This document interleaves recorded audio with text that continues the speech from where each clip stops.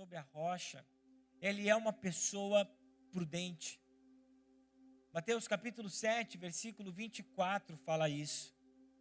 E Jesus, na sequência dessa exposição, ele diz que, ao contrário disso, o homem que não constrói a sua casa na rocha, isto é, coloca a sua casa fundamentada na areia, ele é uma pessoa imprudente.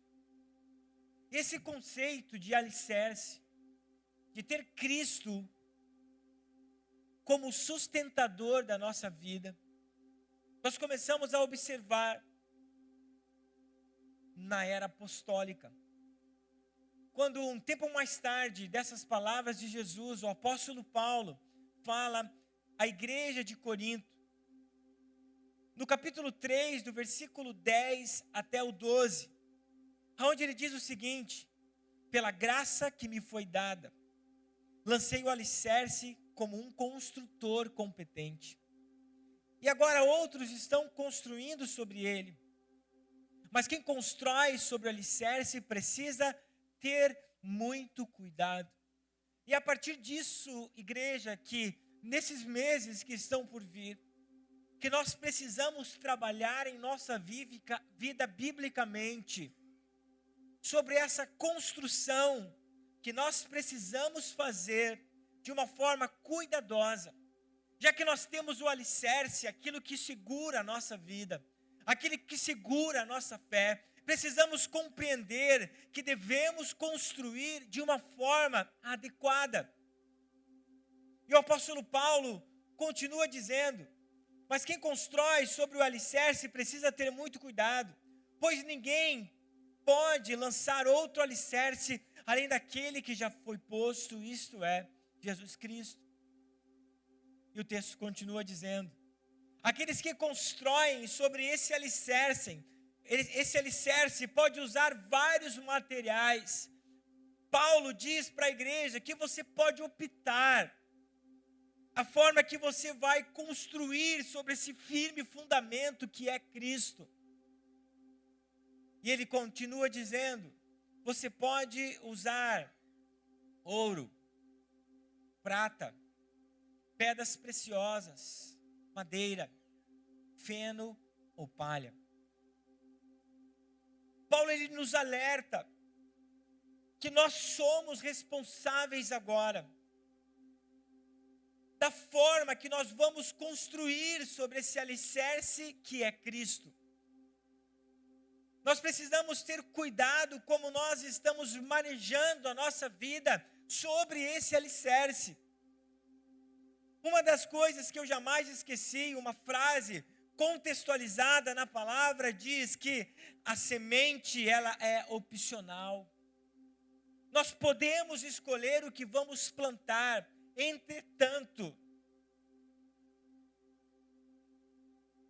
a nossa colheita, ela será de acordo com aquilo que plantamos.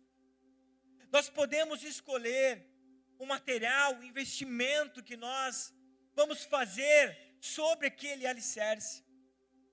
Mas depois nós não podemos reclamar, nós não podemos questionar, porque estamos tendo algumas colheitas, porque nós escolhemos, a colheita sempre será obrigatória.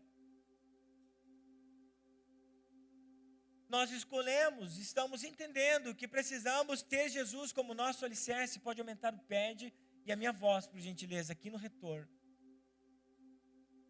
Nós podemos escolher tudo isso, porque já colocamos o alicerce que é Jesus sobre a nossa vida. Mas nós vamos ter uma colheita ou um resultado por ter escolhido de forma equivocada materiais. E não há como nós questionarmos. E agora, dentro desse entendimento prévio, resumido que eu trouxe para vocês, daquilo que nós estamos falando nesse ano, aplicaremos sobre a família. Desde a criação do mundo, Deus projetou a família. Gênesis capítulo 2, versículo 18 diz: o Senhor Deus disse: não é bom que o homem esteja sozinho. Farei alguém que o ajude e o complete. Nós precisamos olhar a nossa família, a nossa casa, como uma dádiva de Deus.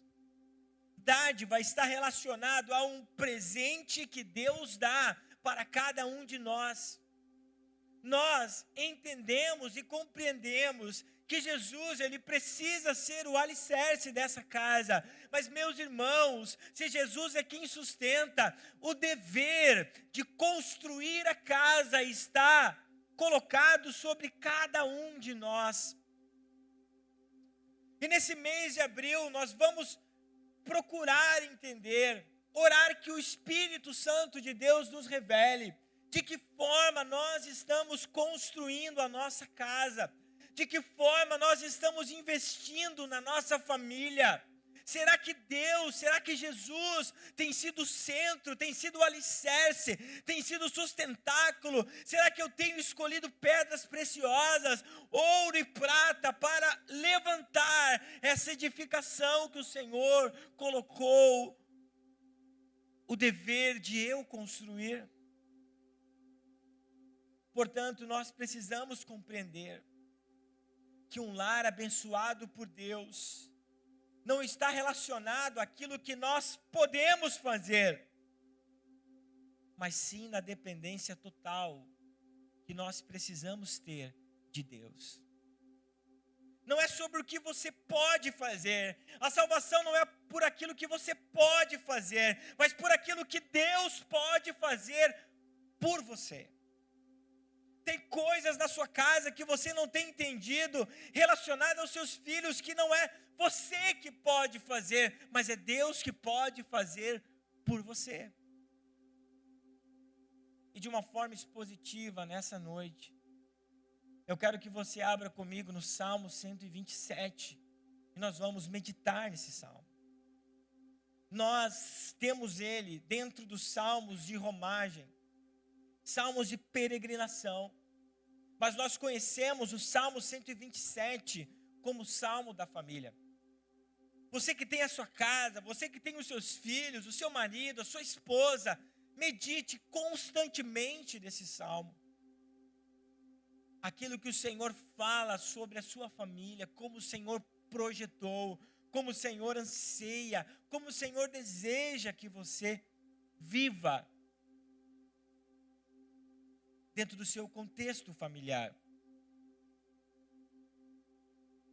O texto bíblico nos fala o seguinte, Salmo 127, versículo 1. Se o Senhor não constrói a casa, o trabalho dos construtores é vão. Se o Senhor não protege a cidade, de nada adianta guardá-la com sentinelas. É inútil trabalhar tanto, desde a madrugada até tarde da noite, e se preocupar em conseguir o alimento, pois Deus cuida de seus amados enquanto dormem. Os filhos são um presente do Senhor, uma recompensa que Ele dá. Os filhos que o homem tem em sua juventude são como flechas na mão do guerreiro. Feliz é o que tem uma aljava cheia delas. Não será envergonhado quando enfrentar seus inimigos à porta da cidade. O Salmo 127, ele foi escrito pelo sábio Salomão. E Salomão, de uma forma inspirada por Deus, ele faz um contraste da vida do homem que confia a sua casa no Senhor e da vida daquele que procura viver conforme a sua vontade. Aquele homem, de fato, que é plenamente feliz, porque vive as misericórdias do Senhor sobre a sua vida de forma graciosa, mesmo sem merecer, e a vida daquele homem que procura viver de acordo com o seu braço. E Salomão, ele usa 3 figuras para descrever isso. Salomão, ele fala sobre o construtor. Salomão escreve sobre guarda e, por fim, sobre um trabalhador. E essas três figuras têm algo muito importante para nós, porque Salomão, ele coloca o construtor, o guarda, o trabalhador, sendo Deus em nossa vida. Sendo que muitas vezes nós queremos ser o construtor, o guarda e o trabalhador. Ainda no versículo 1, deixa aberto para mim, o texto bíblico coloca uma condição. Se o Senhor não for, ou se o Senhor não constrói a casa, o trabalho dos construtores é vão. A figura do construtor não está relacionado que seremos nós, que não seremos nós, que não vamos colocar a mão na massa. Deixa eu construir melhor. Não está dizendo que não seremos nós que colocaremos a mão na massa, está dizendo que nós precisamos colocar a mão na massa. Porque o texto fala, se o Senhor não construir a casa, em vão trabalham os que constroem. Nós precisamos olhar a figura do construtor como a figura de um arquiteto. É Deus tendo um plano para a nossa vida, é Deus arquitetando a estrutura de uma casa, é Deus falando como nós devemos criar os nossos filhos, e nós, aqueles como sábios construtores, que entendem o projeto, que leem o projeto, vão desenvolver aquilo que o Senhor determinou num projeto. Se nós queremos ter uma casa conforme a vontade do Senhor, existem padrões, irmãos, padrões divinos, leis divinas. Muitas vezes nós não entendemos porque muitas coisas estão dando erradas dentro de casa, é porque nós não estamos seguindo o projeto do construtor, é porque nós não estamos seguindo o projeto do arquiteto, é porque nós não estamos olhando o padrão que ele colocou para que nós vivêssemos de acordo com a sua vontade. Tudo, diz comigo, tudo, mais alto, tudo, o que é criado por Deus, tem um padrão. A família igreja foi criada por Deus, e se nós queremos viver as bênçãos da família, existe um padrão. Atos capítulo 7, versículo 44, o texto fala o seguinte: nossos antepassados levaram com eles para o deserto o tabernáculo, preste atenção, construído de acordo com o modelo que Deus havia mostrado para Moisés. Tudo o que Deus quer que o homem construa conforme a sua vontade, existe um padrão, existe um projeto. Foi sonhado por Deus antes, foi arquitetado por Deus antes. E o grande problema é que nós queremos fazer conforme a nossa vontade. Salomão diz que o trabalho é inútil, que o trabalho daqueles que fazem conforme com a sua vontade não terá sustentação. O alicerce pode ser firme, a base pode ser boa, mas você pode correr o risco de tudo aquilo que você fez, o material equivocado que você colocou, cair, ser queimado no dia da provação. É que às vezes nós pensamos que estamos alicerçados no Senhor, que a casa está alicerçada no Senhor, mas quando vem o fogo provar as nossas obras, tudo queima. É porque você estava equivocado nos seus projetos. A segunda figura é de um guarda. Se o Senhor não protege a cidade, de nada adiantará guardá-la. Versículo 2 de Salmo, versículo 1 do Salmo 127. A figura do guarda fala sobre a proteção da casa, em todos os sentidos. Está relacionado à autoridade, força, poder. Existem famílias diante dessa questão, desse conceito de autoridade, de força e poder, que estão agindo e que estão fazendo com o seu próprio braço. Existem famílias que dependem da força biológica e não da força que provém do Senhor. Existem famílias que estão tentando fazer conforme a sua vontade. Eu me lembro que o ano passado eu ensinei a igreja dizendo: não criem filhos, mas criem pais. Ensinam os seus filhos a serem pais. Não superprotejam, não superguardam, não supervalorizem, mas deixam que eles vivem a vida debaixo da vontade de Deus. Trabalhem, tenham os seus problemas, porque isso faz parte da vida. O grande problema é que nós não queremos entregar os nossos filhos ao Senhor, mas queremos guardá-lo debaixo das nossas asas. A força biológica, ela não pode sustentar a família.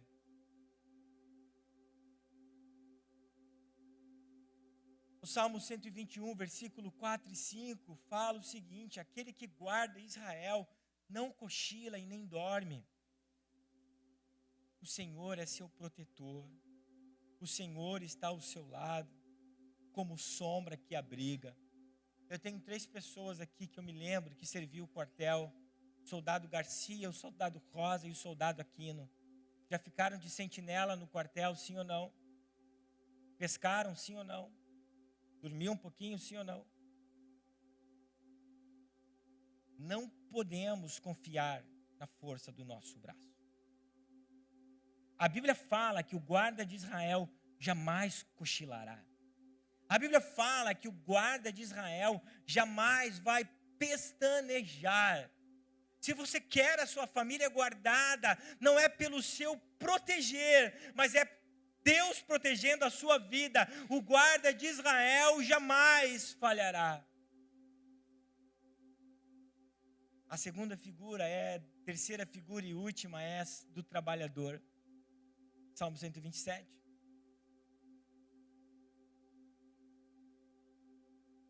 Me molhei aqui, cara. É inútil trabalhar tanto, desde a madrugada até a tarde da noite, e se preocupar, versículo 2, em conseguir alimento, pois Deus cuida dos seus amados enquanto dorme. Salomão está falando sobre aqueles que são ansiosos, sobre aqueles que não trabalham confiando no Senhor. Mateus 6, 22 em diante, se eu não me engano. Salomão está dizendo que existem pessoas que não descansam no Senhor. E a figura do trabalhador são aquelas pessoas agoniadas que trabalham hoje, ansiosos com o dia de amanhã, e por conseguinte perdem o cuidado, o amor dos filhos, perdem aquilo que é necessário dentro de um contexto familiar, porque estão extremamente ansiosos, porque não focam a sua vida em cuidar daqueles que são seus. A ansiedade é um dos grandes problemas da humanidade, inclusive da família. E a figura do dormir, ela é muito interessante. Você sabia que enquanto você dorme, o seu corpo está sendo curado de muitas enfermidades durante o dia? Sabia que quando você dorme, você descansa de uma forma poderosa? Você já ouviu falar que a melhor cura, tudo bom, querida? Que a melhor cura para uma pessoa gripada é descansar? Deus, ele fala que aqueles que não são ansiosos, que descansam em colocar a sua família nas minhas mãos, dormem o sono que cura a sua alma. Eu sei que pode ter muitas mães preocupadas com os filhos aqui, Muitas esposas preocupadas com os maridos, porque não servem a Deus. Homens, porque as suas mulheres não servem a Deus. Sabe, o que você precisa fazer é entregar nas mãos de Deus e descansar. Sabe a ansiedade que você está em relação até mesmo do alimento da sua casa? Sabe o que você precisa fazer? É fazer a sua parte, e o resto é entregar nas mãos do Senhor e descansar.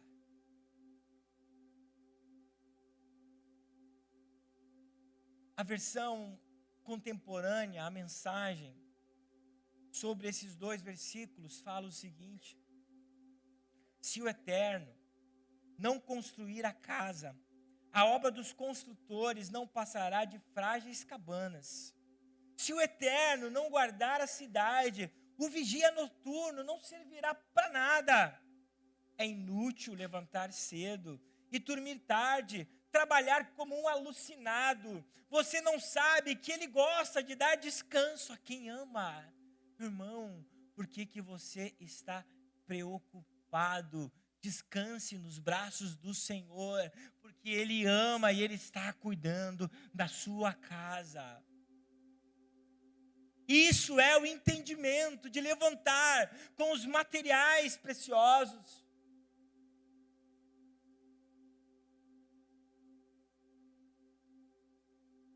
Esse texto nós podemos dividir em 2 partes. E a segunda parte começa no versículo 3 até o 5. Quando Salomão escreve, os filhos são um presente do Senhor, uma recompensa que Ele dá. Os filhos que o homem tem em sua juventude são como flechas na mão do guerreiro. Feliz é o que tem uma aljava cheia delas, não será envergonhado quando enfrentar seus inimigos às portas da cidade. O segundo momento desse salmo, pode deixar no versículo 3, fala sobre a recompensa daqueles que confiam no Senhor. Há uma recompensa daqueles que decidem colocar a sua casa no Senhor. Sabe, gente, eu já me senti algumas vezes usado. Algumas pessoas que vieram para a igreja, frequentaram um tempo somente para eu casar elas. Inúmeras. Tanto é que a partir de agora eu coloco alguns critérios. Casa é o casal 007. Casa aí, some. Mas, meu irmão, você tem um pastor, um padre, um espírita, um budista fazendo o seu casamento, não vai garantir o sucesso dele.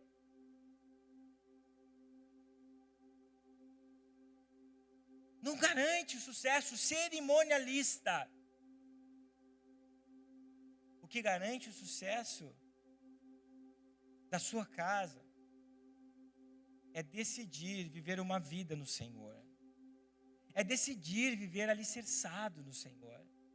É decidir usar os materiais corretos para a construção na sua casa. Então Salomão começa a dizer: esse homem que é prudente, esse homem que é sábio, esse homem que alicerçou, não só fez o alicerce, mas construiu de acordo com o projeto do construtor. Ele recebe uma dádiva, ele recebe um presente, ele recebe uma recompensa do Senhor, que são os filhos. Eu acho que a minha mãe me ama muito. Eu acho que meu pai me ama muito. Amém ou não amém? Eu acho que você ama muito seu filho. Por mais adolescente, por mais fedorento que ele chegue da escola, você vai abraçar ele e vai dizer: filho, eu te amo. Sabe por quê? Porque esse presente que você recebeu do Senhor é a maior recompensa da sua vida. Mas o sucesso da sua casa, desses filhos, que é um exemplo de prosperidade hebraica, ter muitos filhos, só trará o sucesso se eles forem alicerçados no Senhor. E é o que eu tenho ensinado para os pais, o ministério já pode subir. Vocês estão dando o primeiro passo, vocês estão apresentando os seus filhos. Vocês estão dizendo, você é do Senhor. Mas a partir de agora, vocês precisam ser o exemplo para esses filhos. Para que quando eles cheguem em uma sã consciência, eles possam dizer, eu quero seguir o Deus do meu pai e da minha mãe. Eu não quero mais ver o que Deus faz na vida deles. Eu quero ver o que Deus pode e vai fazer na minha vida. O presente dos filhos alicerçados no Senhor é dado àqueles como recompensa que decidem pagar o preço de uma construção conforme os padrões dos céus. Duas instituições criadas por Deus na terra. Só duas você vai encontrar na Bíblia. A primeira delas foi a família.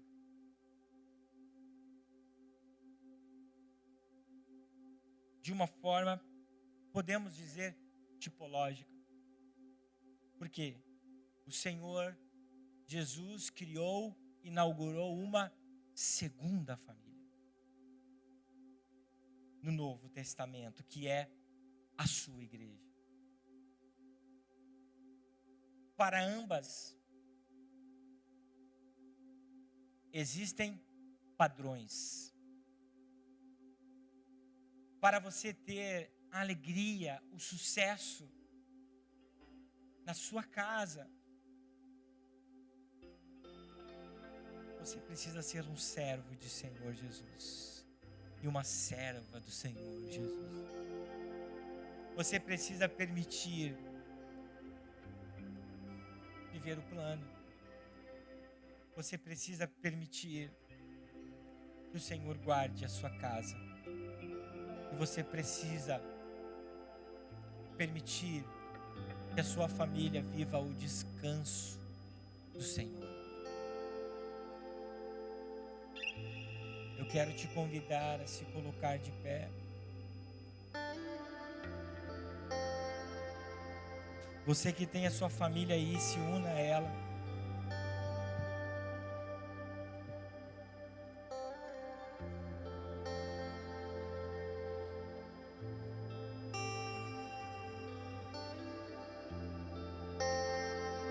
E você vai dizer, a minha família, ela é consagrada ao Senhor Jesus.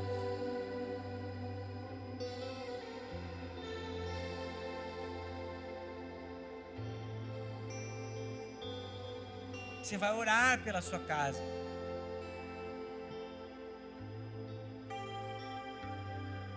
Você vai dizer, Senhor, eu como um sábio construtor,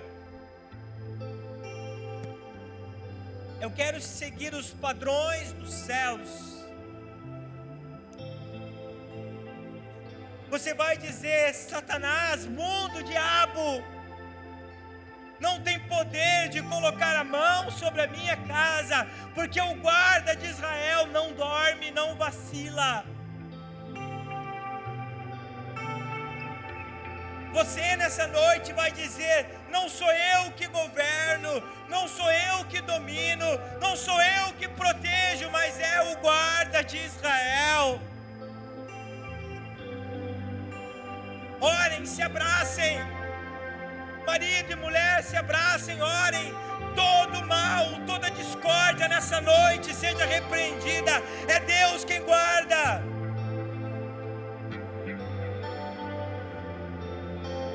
Comece a quebrar esses paradigmas que você trouxe de lares que não tinham Jesus. Começa a quebrar os paradigmas desse mundo. A sua família é dos céus. A família dos músicos podem subir aqui. Orem juntos uns com os outros. Nós buscamos o padrão dos céus. Milena, Carol, subam aqui, oram com seus maridos. Deise, os padrões dos céus nós buscamos como igreja. Tira dos nossos corações os padrões desse mundo. Se nós precisarmos exortar os nossos filhos, se eles ficarem bravos, se eles ficarem emburrados, o problema é deles. Mas nós vamos colocar a nossa família no centro da vontade de Deus. Queremos um lar de bênçãos. Quem sabe está faltando alguém. Em nome de Jesus, profetiza a salvação. Nós veremos a nossa família aos pés da cruz. Protege, Senhor, os maridos e as esposas. Protege do adultério, protege da pornografia. Senhor, que os maridos venham cuidar das mulheres como vasos mais frágeis, Pai. Que as mulheres tratem com honra os seus maridos, que os filhos honram pai e mãe, que os pais não irritem os seus filhos. Nós queremos ter, Senhor, alegria na nossa casa. Todo espírito de discórdia, todo espírito de briga, toda desunião, em nome de Jesus. Se você não vê esperança para sua casa, eu digo para você: há esperança para a árvore cortada. Ao cheiro das águas brotarão e darão os seus frutos.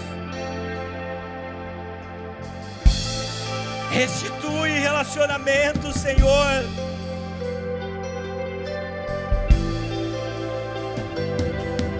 Restitui relacionamento, Senhor.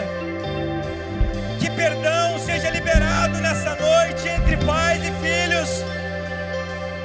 Nos últimos dias o Senhor derramaria do teu Espírito sobre toda a carne. O coração dos pais se converteriam aos filhos e dos filhos aos pais.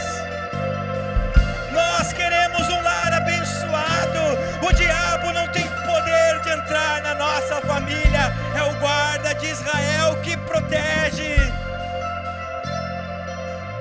Medo, ansiedade, saia do nosso arraial em nome de Jesus.